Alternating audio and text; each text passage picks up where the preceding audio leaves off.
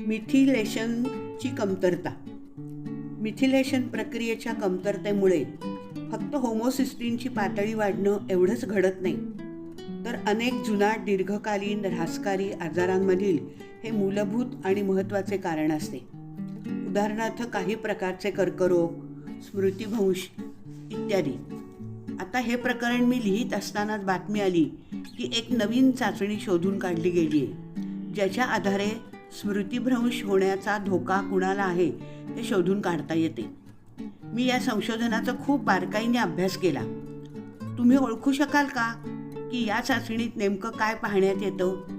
बरोबर, होमोसिस्टीनची रक्तातील पातळी.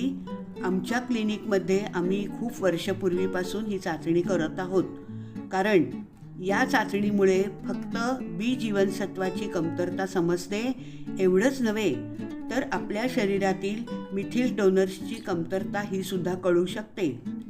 मिथिल डोनर्स हे फक्त होमोसिस्टीनची पातळी कमी करण्यासाठी गरजेचे असतात असं नव्हे, तर ते मेंदूसाठी आवश्यक अशा काही घटकांची निर्मिती करतात.